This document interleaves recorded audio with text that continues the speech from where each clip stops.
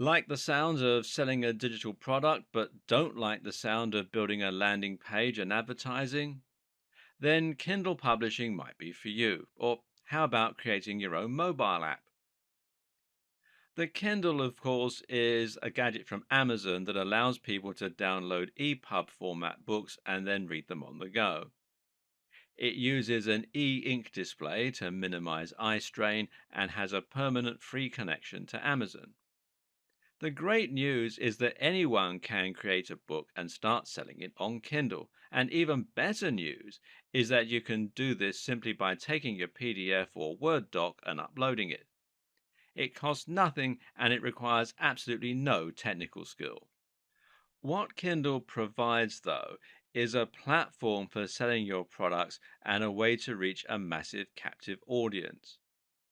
People will be browsing Amazon store for books all the time, and being in that store makes it incredibly simple for people to discover your content, to buy it, and to download it. This means you don't need to create your own sales page, you don't need to create your own checkout process, and you don't need to create your own marketing plan. In this case, the Kindle store is your route to market, and you can find out more at kdp.amazon.com. As with other forms of selling digital products, selling on Kindle means that you don't have any overheads and you can sell as many books as you like without having to worry about printing costs, storage, or delivery.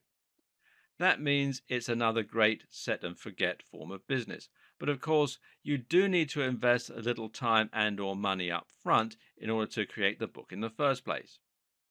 To make your book, you can either write it yourself or you can hire someone to write it for you. It does need to be good though. Not only because that's the moral thing to do, but also because readers can read excerpts of books before choosing to buy them or not. What's more is that a good book will have a lot of high star ratings and this will help it to rank higher. Try to think of the Kindle store stroke Amazon store like a search engine. To get to the top of the search results, your book needs to choose the right niche that isn't too crowded, but that does get a lot of hits. At the same time, it needs to be designed with an outstanding cover, and the name stroke description should have keywords in them that people are going to be searching for. Think about what's hot right now, what's up and coming, and what the world needs more of. Think about how you can anticipate an upcoming trend and make a splash with a great book before anybody else does. Again, if you make a book on building muscle, you're going to have an almost impossible task rising to the top of the heap. Conversely, though, if you write a book on muscle building for students, then it might be a little easier, especially if you can combine that title and niche with a great cover image, a great sales pitch in the description, and some good reviews. Try dropping your price occasionally too to help your product climb the ladder by getting plenty of downloads. The great thing is that even if you only make a few sales a week of your book, there's nothing to stop you making hundreds of books, and over the course of a couple of years, a few sales of hundreds of books is going to mean a lot of money. And especially seeing as one or two of them is bound to take off. Or you can create and sell a mobile app. Once again, this will allow you to create a steady income stream without any overheads, and this can sustain you for a long time to come. The mistake so many people make here is to try and change the world with the next Facebook or some other life changing app. The most successful apps often aren't the ones that aim to change people's lives, though, but rather the throwaway games or the handy tools.